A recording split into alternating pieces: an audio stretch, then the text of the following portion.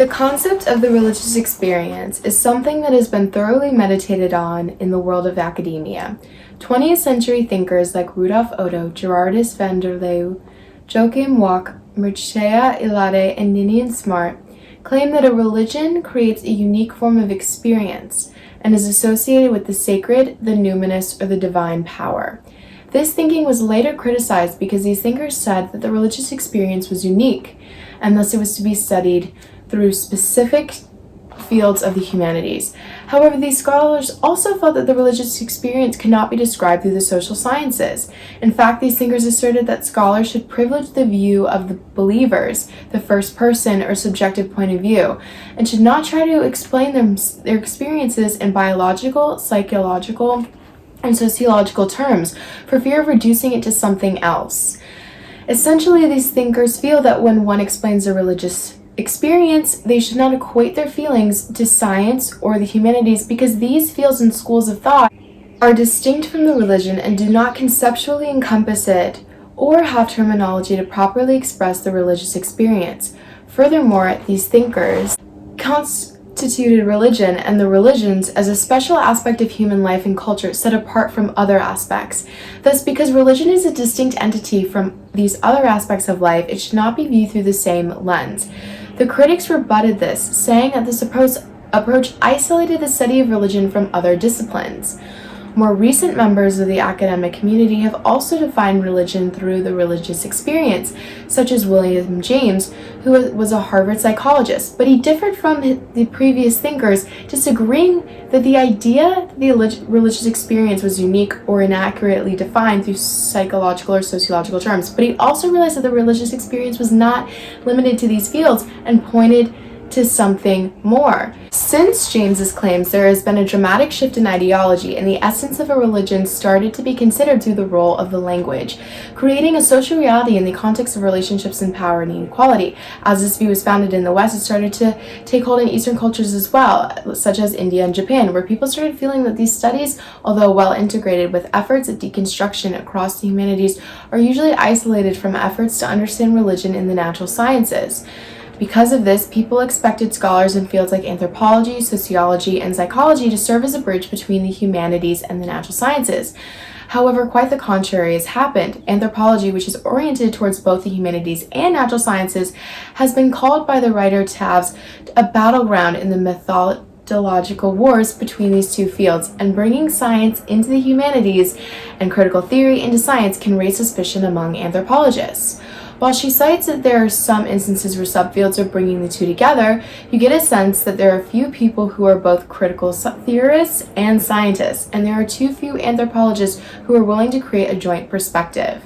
As people realize science and the humanities together, the neurology of psychology has been employed to understand the religious experience.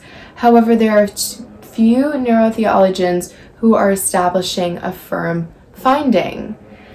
Even between psychology and religious studies, there can be a disconnect. Audiences, too, influence what type of language researchers use in their reports and the levers of generality they use to explain their findings.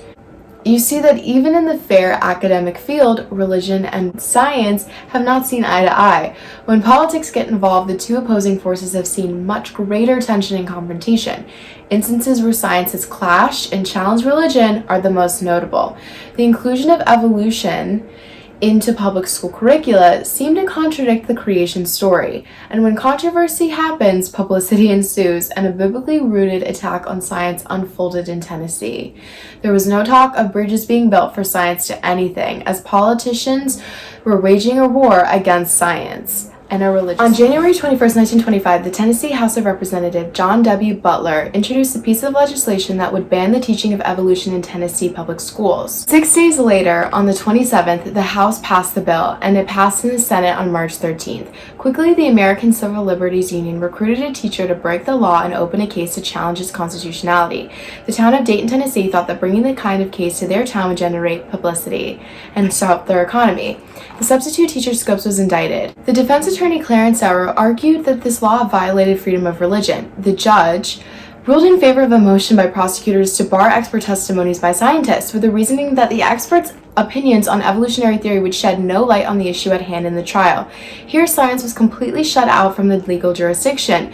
2 years after the trial in 1927, George W. Hunter published a new civic biology textbook that deals with the concept of evolution cautiously and avoids explicitly naming the theory. The issue was still under consideration almost 40 years later when Tennessee became the first state in the United States to pass a law requiring that schools give equal emphasis to the Genesis account of the Bible, along with other theories about the origins of man.